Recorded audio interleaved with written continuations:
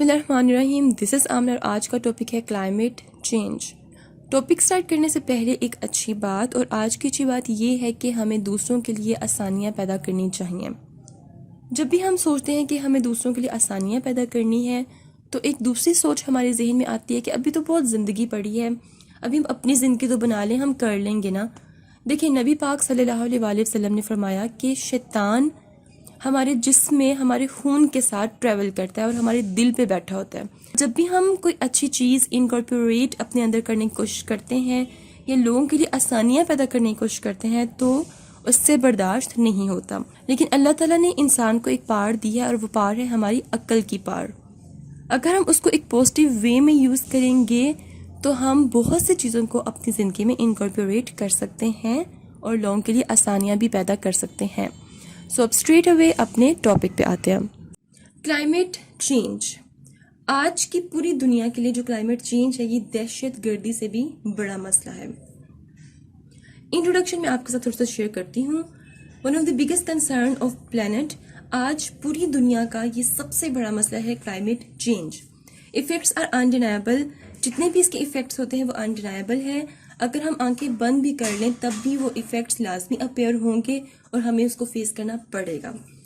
It causes social, environment, political and economic problems. ठीक है, climate change से social, environment, political और economic problems face करनी पड़ेंगी। किस तरह? देखें, अगर किसी भी मुल्क में फ्लड आएगा तो उसको मैनेज करने के लिए पैसा लगाना पड़ेगा और हमारी इकोनॉमी पे इफेक्ट आएगा। पॉलिटिकली किस तरह इफेक्ट होगा कि पॉलिटिकली अगर एक कोई स्टेट है जो कि क्लाइमेट चेंज में बड़ा अपना इंपॉर्टेंट रोल प्ले कर रही है तो इंटरनेशनल पॉलिटिक्स में बहुत से प्रॉब्लम्स क्रिएट हो सकेंगी। देन एनवायरमेंट एंड सोशल, देखो जब बहुत ज़्यादा शदीद गर्मी होगी, जब शदीद बारिशें होंगी तो साइकोलॉजिकली हम इतने खुश नहीं रहेंगे। हमें हर टाइम एक डर होगा कि किसी भी टाइम कुछ भी हो सकता है। देन हमें बहुत सी डिजीज़ को भी फेस करना पड़ेगा, जैसे कि स्मोक की वजह से आइस की जो डिजीज़ है वो बहुत कॉमन हो चुकी है। Then it affects by solar output, volcanic eruption and earth position around the sun. अब क्लाइमेट चेंज होता क्यों है, वजह क्या है? सोलर आउटपुट, जो सूरज का आउटपुट है, सूरज के रेज हैं, इसकी वजह से भी क्लाइमेट चेंज हो रहा है। वोल्केनिक इरप्शन, आतिशफशां, जितनी भी मतलब के वोल्केनिक इरप्शंस होती है उससे भी ज़मीन की हीट इंक्रीज होती है, क्लाइमेट चेंज होता है। इसके अलावा हमारी जो अर्थ की पोजीशन है सन के अराउंड, वो भी बहुत इंपॉर्टेंट रोल प्ले करती है क्लाइमेट चेंज में। वेल, ये जो मैंने आपको 4 बातें बताई हैं ये तो बड़ी कॉमन सेंस की बातें हैं।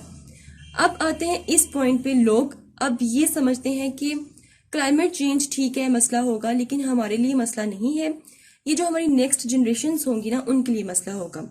तो अब मैं आपके साथ ये शेयर करती हूँ कि क्या हम क्लाइमेट चेंज के अनडिनाएबल इफेक्ट्स फेस कर रहे हैं कि नहीं कर रहे हैं। अब हम जरा ये देखते हैं। The year 2016 was the hottest on record. 2016 का साल पूरी दुनिया के लिए गर्म तरीन साल रिकॉर्ड किया गया था। तो क्या आप कह सकते हैं कि हम इफेक्ट नहीं हो रहे? अभी जो शदीद गर्मी पड़ रही है ये भी एक इफेक्ट है क्लाइमेट चेंज का। Then the temperature of globe increases another 4 degrees centigrade in 2100. 2016 का गर्म तरीन साल रिकॉर्ड हुआ तो जो साइंसदान थे उन्होंने कहा कि अगर इसी स्पीड से अर्थ का टेम्परेचर इंक्रीज होता रहा तो उन्होंने प्रोडिक्शन ये दी कि 2100 में जो जमीन का टेम्परेचर है वो मजीद 4 डिग्री सेंटीग्रेड बढ़ जाएगा। देन ये तो थी 2016 की बात ना, आप लोग शायद भूल गए हो।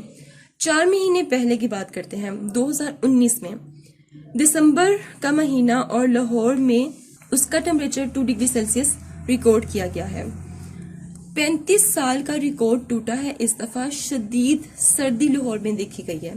कितने साल का रिकॉर्ड? 35 साल का रिकॉर्ड टूटा है। और ये कब की बात है? सिर्फ 4 महीने पहले की बात, 2019 में। और फिर भी हम कहते हैं कि हम तो ये फैक्ट्स फेस नहीं कर रहे हैं, ये तो हमारी नेक्स्ट जनरेशन का मसला है। Then, according to American Meteorological Society, temperature increased 3.5 to 7.4 degree Celsius. अच्छा, अब इंटरनेशनल कम्युनिटी ने ये डिसाइड किया था कि हम जो जमीन का टेम्परेचर है उसको 1.5 डिग्री सेंटीग्रेड पे रोकने की, कांस्टेंट रखने की कोशिश करेंगे। ये सबने डिसाइड किया था मिल बैठ के। फिर क्या हुआ? फिर इंटरनेशनली कोई मेजर्स नहीं ली गई, कोई सीरियस ही नहीं हुआ इस बात पे।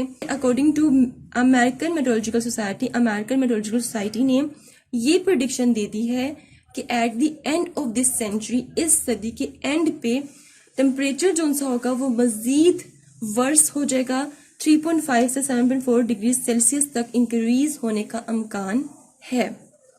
तो ये हमारे लिए एक अलार्मिंग कंडीशन है। इसके अलावा अब हर साल इंटरनेशनल लेवल पे एक कॉन्फ्रेंस होती है और उसमें ये देखा जाता है कि कौन सा मुल्क क्लाइमेट चेंज की वजह से हाई रिस्क में है, कौन क्लाइमेट चेंज की वजह से ज्यादा इफेक्ट हो रहा है। तो 200 स्टेट्स में से पाकिस्तान का नंबर 7th है। पाकिस्तान नंबर 7th पे है जो क्लाइमेट चेंज से इफेक्ट हो रहा है इस टाइम। ये बात मानने वाली है कि पाकिस्तान क्लाइमेट चेंज में इतना कंट्रीब्यूशन नहीं कर रहा, लेकिन इसके इफेक्ट्स बहुत ज्यादा पाकिस्तान फेस कर रहा है। 2019 में हमने देखा कि ऑस्ट्रेलिया में उसके जंगल में आग लगी और ऐसी आग लगी कि बहुत सी तबाही का सामना करना पड़ा। अब साइंसदानों की ये भी प्रेडिक्शन है कि अगर जमीन का टेम्परेचर इसी तरह बढ़ता रहा और बढ़ता रहा तो इस तरह की जो आग जो ऑस्ट्रेलिया में 2019 में लगी है ये हमारे मामूल का हिस्सा बन जाएगी। हमें आए रोज इस तरह की आग देखनी पड़ेगी, हमें इसके लिए तैयार रहना पड़ेगा। लेकिन अगर टेम्परेचर इस तरह बढ़ता रहा तो जो कि बढ़ रहा है। Okay, now reasons of climate change. यहाँ पे मैंने एक साइकिल ड्रॉ कर दी है और आप समझें कि मैं आपको अब स्पून फीडिंग करवाने लगी हूँ क्लाइमेट चेंज की। रीजंस ऑफ क्लाइमेट चेंज की रीजन क्या है, क्या ऐसी वजह है कि क्लाइमेट चेंज हो रहा है। ग्लोबल वार्मिंग क्लाइमेट चेंज की वजह है। ग्लोबल वार्मिंग की मैंने इजीएस्ट डेफिनेशन यहाँ पे लिख दी है, increase in earth temperature over a long period of time. जमीन का टेम्परेचर मुसलसल बढ़ता जा रहा है, इंक्रीज होता जा रहा है, जमीन हमारी गर्म होती जा रही है और इसी को कहते हैं ग्लोबल वार्मिंग।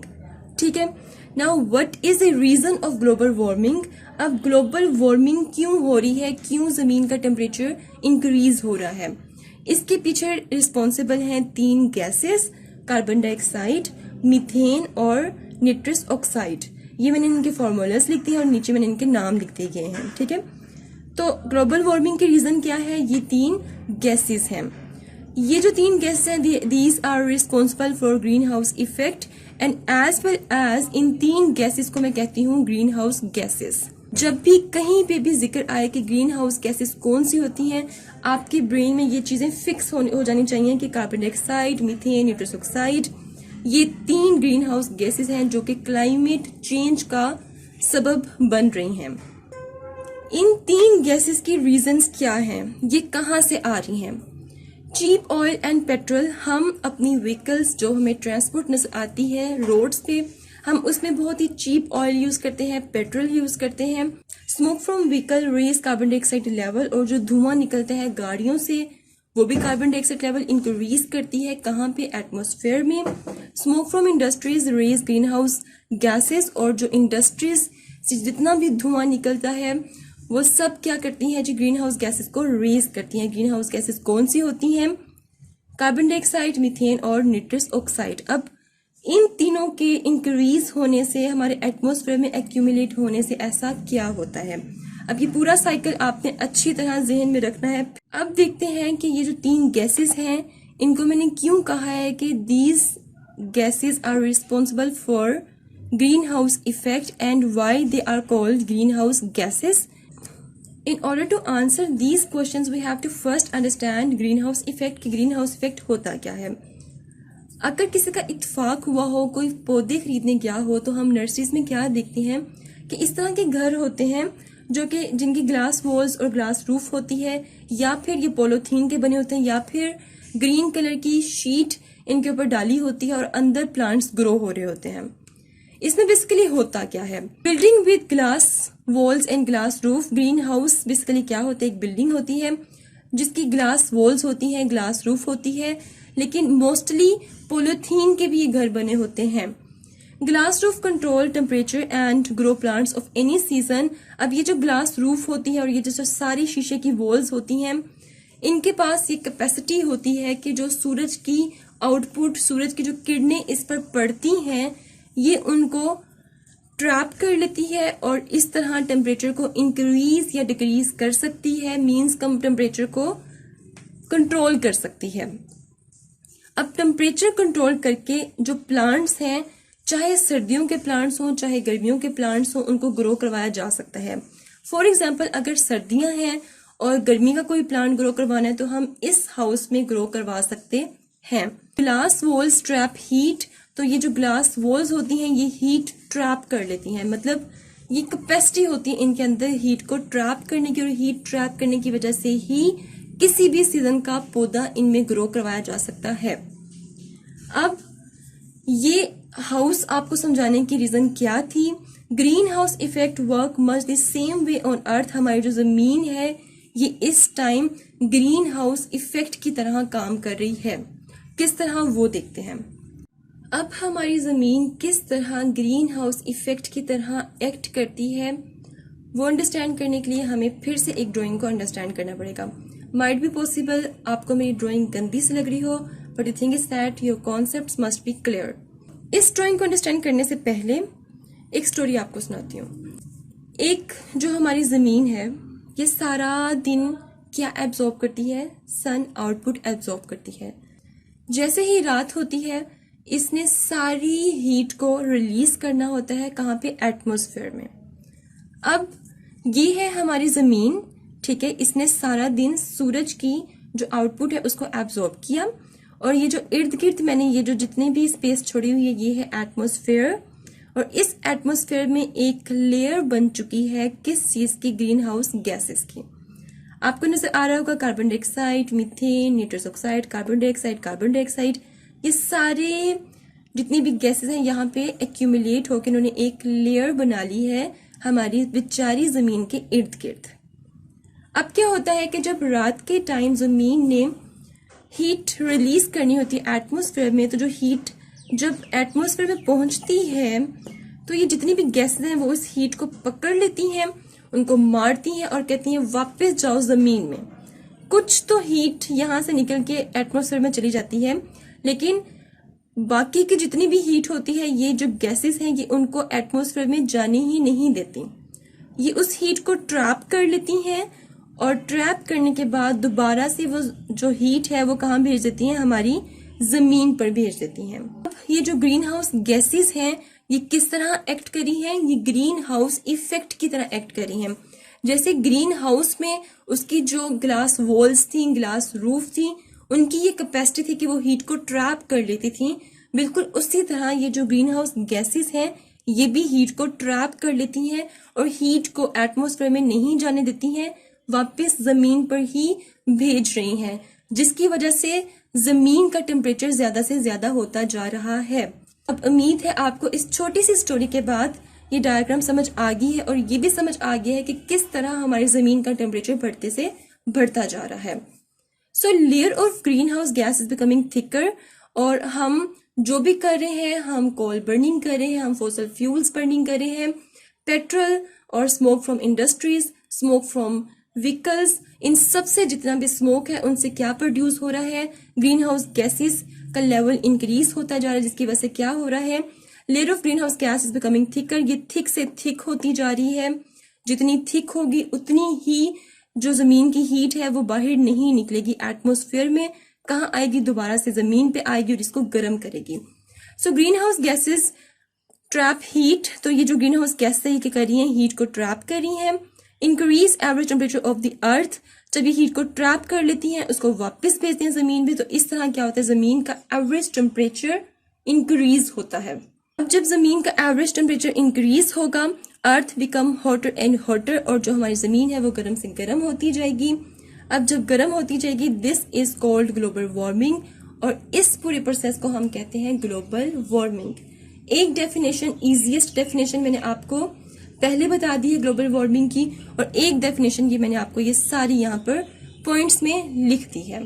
तो यहाँ पे ये क्लियर हो चुका है कि ग्रीन हाउस गैस को ग्रीन हाउस गैसेस क्यों कहते हैं, और ये क्यों रिस्पॉन्सिबल है ग्रीन हाउस इफेक्ट के लिए, ग्लोबल वार्मिंग क्यों होता है, क्लाइमेट चेंज क्यों हो रहा है, हमारी जमीन हॉटर एंड हॉटर क्यों होती जा रही है। इन सब सवालों के जवाब मैं आपको दे चुकी हूँ। Now it's prove that our earth is becoming hotter and hotter due to greenhouse gases increases, ये जो अपवर्ड साइन है ये इंडिकेट्स कर रहा है कि इंक्रीज हो रही है। कंफ्यूज नहीं होना, आप यहाँ पर इंक्रीजेस लिख लीजिएगा। अब ग्रीन हाउस गैसेज जब इंक्रीज होती हैं तो क्या होता है, गर्मी भी बढ़ती है। अब जब गर्मी बढ़ती है तो क्या होता है, ड्रोट्स कहत साली आती है, स्टॉर्म्स तूफान आते हैं, हीट वेव्स आते हैं, इसके अलावा फ्लड आते हैं। कुछ इंसिडेंट्स देखते हैं जरा। 2010 फ्लड इन पाकिस्तान, पाकिस्तान में 2010 में फ्लड आया, 2 करोड़ लोग मुतासिर हुए पाकिस्तान में। हमने कहा हमारी आजमाइश है, आजमाइश हो सकती है, लेकिन ये ग्रीन हाउस इफेक्ट की भी एक रीजन है, क्लाइमेट चेंज की भी एक रीजन है। 2015 हीट वेव इन कराची। 2015 में क्या हुआ कि कराची में एक इतनी शदीद गर्मी की लहर आई कि सैकड़ों लोग फौत हो गए कराची में। हमने कहा एक आजमाइश है, लेकिन ये क्लाइमेट चेंज का भी इफेक्ट हो सकती है। 2017 अगस्त, तकरीबन 21 अगस्त को 2017 में, ये बहुत रिसेंट है, रेन 50 मिलीमीटर इन कराची। कराची में 50 मिलीमीटर बारिश रिकॉर्ड हुई 2017 में अगस्त के महीने में। देन 8 दिन बाद क्या हुआ कि फिर से बारिश हुई कराची में और 130 मिलीमीटर बारिश रिकॉर्ड हुई कराची में। फिर से डेथ्स हुई, बिजनेस वहां पर स्टक हो गया। तूफानी बारिश थी ये, लोगों की जिंदगियां वहां पे स्टक हो गई, ट्रांसपोर्टेशन रुक गई वहां पे, बहुत सी गाड़ियां, बहुत सी चीजें, इंफ्रास्ट्रक्चर का नुकसान हुआ कराची में। ये सब क्या है, ये सब क्लाइमेट चेंज का इफेक्ट है। और कराची के लोगों ने कहा कि हमने अपनी पूरी जिंदगी में भी ऐसी तूफानी बारिश एक्सपीरियंस नहीं की। 4 फ्लड्स इन बांग्लादेश, बांग्लादेश में 4 सैलाब आ चुके हैं, लेकिन जो 2017 में जो फ्लड आया था वो डिवास्टेटिंग था। 1200 लोग बांग्लादेश में फौत हो गए थे। यूएसए हरिकेन हार्वे, यूएसए में एक तूफान आया 2017 में, हरिकेन हार्वे ये एक तूफान का नाम है। तो इस तूफान के बाद यूएसए में 50 अरब डॉलर का नुकसान हुआ। क्वेश्चंस डेफिनेटली सबके जहनों में ये रेज होना चाहिए कि क्लाइमेट चेंज का स्टॉर्म्स के साथ क्या लिंक है, क्लाइमेट चेंज का हीट वेव्स के साथ क्या लिंक है, क्लाइमेट चेंज का ड्रॉट्स प्लस फ्लड के साथ क्या लिंक है, सैलाब क्यों आते हैं क्लाइमेट चेंज की वजह से, वो देखते हैं। अब ये है हमारी जमीन, अर्थ है ये, ठीक है। ये जो इसका एरिया है इसे कहते हैं Arctic area, it's covered with ice. Then ये जो एरिया है ये है Antarctic area, it's also covered with ice. क्या प्रूव हो चुका है कि हमारी जमीन दिन ब दिन क्या हो रही है, होटर से होटर होती जा रही है। जमीन गर्म होने की वजह से आर्कटिक और एंटार्क्टिक एरिया में जो आइस शीट्स हैं वो मेल्ट होना शुरू हो गई हैं। अब जब मेल्ट होंगी तो पानी कहाँ जाएगा, समंदरों में जाएगा। सो टेम्परेचर इंक्रीज हो रहा है, जमीन का आइस मेल्ट हो रही है, ओशन लेवल बढ़ता जा रहा है। जब ओशन लेवल बढ़ेगा तो क्या आएगा, सैलाब आएगा। Ocean level will be 3 millimetre. और अब ये प्रेडिक्शन साइंसदानों ने दे दी है कि अगर इसी तरह जमीन का टेम्परेचर गर्म होता रहा, टेम्परेचर इंक्रीज होता रहा और आइस ऐसे ही मेल्ट होती रही, तो एक वक्त ऐसा आएगा कि ओशन का लेवल 3 मिलीमीटर तक इंक्रीज हो जाएगा और फिर आए रोज फ्लड्स आएंगे।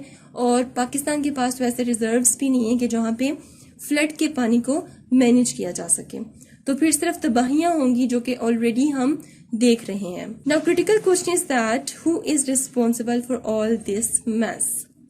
Unfortunately not other than human themselves. हम खुद रिस्पॉन्सिबल हैं इन सब चीजों का। किस तरह, वो देखते हैं। अब देखते हैं कि हम किस तरह रिस्पॉन्सिबल हैं हमारी जमीन का टेम्परेचर इंक्रीज करने में। इसको अंडरस्टैंड करने के लिए हमें 100 साल पहले की दुनिया में जाना पड़ेगा। तब इंडस्ट्रीज नहीं थी, इतना अच्छा ट्रांसपोर्ट सिस्टम नहीं था, ना ही इंडस्ट्री स्मोक था, ना ही व्हीकल स्मोक था। तब क्या था कि बहुत ज्यादा ट्रीज थे और जितनी कार्बन डाइऑक्साइड प्रोड्यूस होती थी ट्रीज उसको एब्जॉर्ब कर लेते थे and maintain carbon dioxide balance in atmosphere. इस तरह कार्बन डाइऑक्साइड का एक बैलेंस एटमॉस्फेयर में मेंटेन हो जाता था।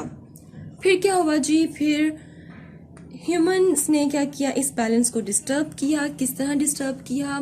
इंडस्ट्रियल रेवोल्यूशन आ गया, बिल्डिंग्स कंस्ट्रक्ट होना शुरू हो गई, ट्रीज की कटिंग शुरू हो गई, जिसे कहते हैं डिफोरेस्टेशन। जैसे कि ब्राजील में बहुत से दरख्त थे, उन सब की कटिंग की गई है सिर्फ बिल्डिंग्स वगैरह की कंस्ट्रक्शन के लिए। तो इस तरह ह्यूमन बींग्स ने हमारी बैलेंस को डिस्टर्ब किया है। नंबर 2, जब इंडस्ट्रीज स्टार्ट हुई तो हम हजारों टन कोयला यूज करते थे, कोल यूज करते थे इलेक्ट्रिसिटी जनरेट करने के लिए।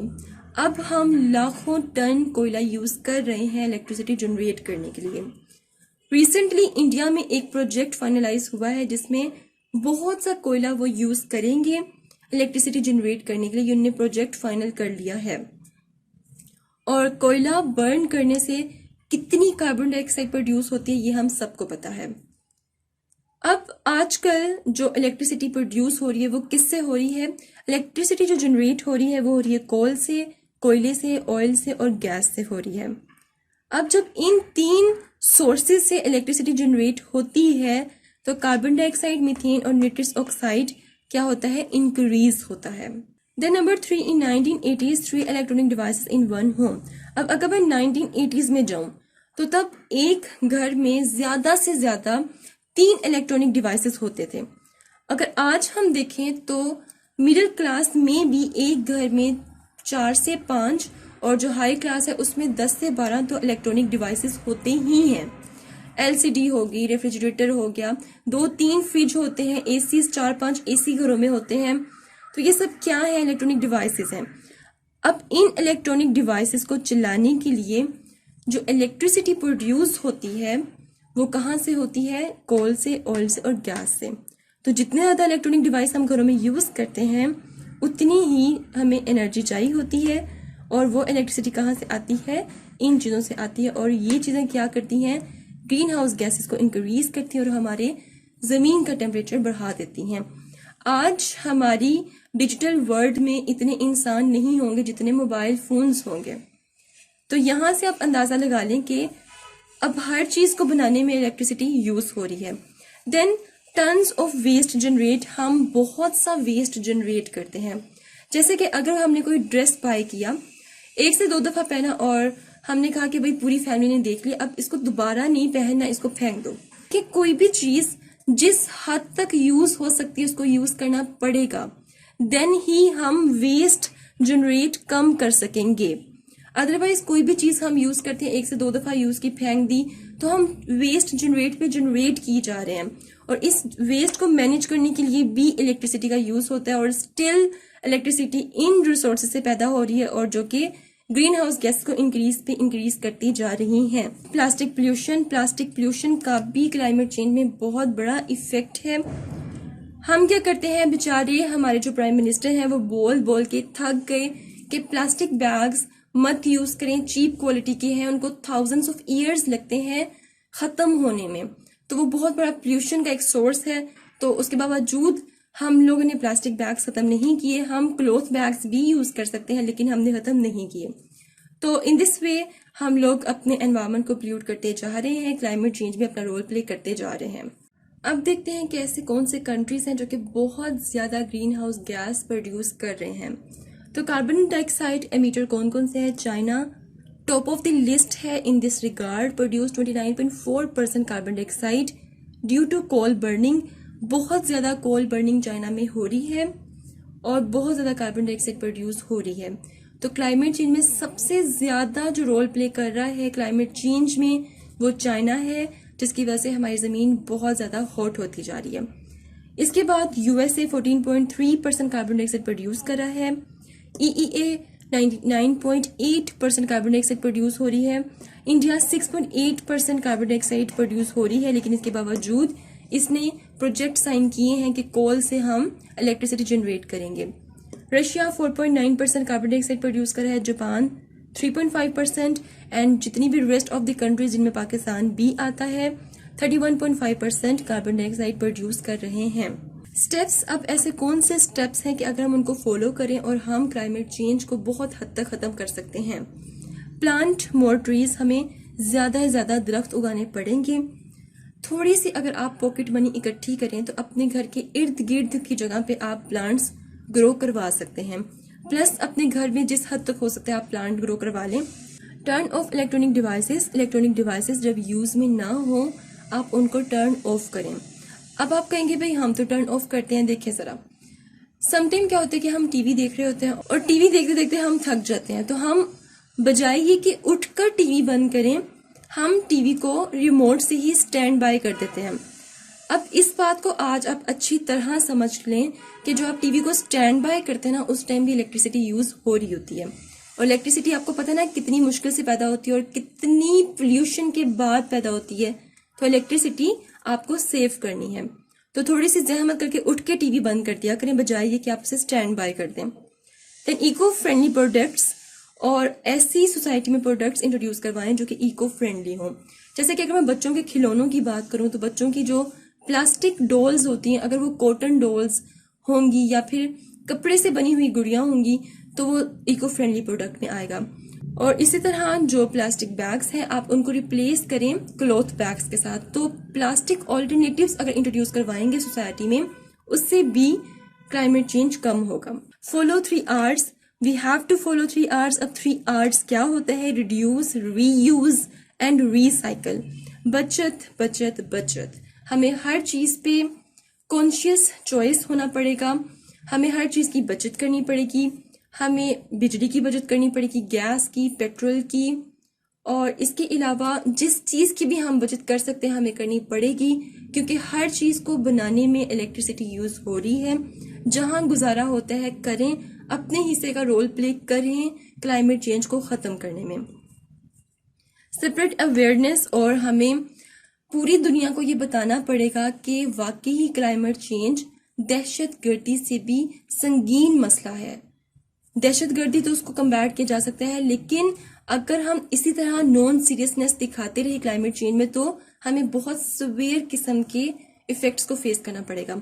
तो अब स्प्रेड अवेयरनेस किस तरह हम स्प्रेड कर सकते हैं? हम छोटे छोटे से क्लिप्स बना के यूट्यूब पे अपलोड कर सकते हैं, फेसबुक पे अपलोड कर सकते हैं। इसके अलावा हम छोटे छोटे गाँव में जाकर वहां पर एड्रेस कर सकते हैं, हम उन्हें बता सकते हैं कि क्लाइमेट चेंज की वजह से ये फेस करना पड़े, तो शायद उनकी समझ में आ जाए, क्योंकि वो इतने वेल एजुकेटेड लोग नहीं होते हैं।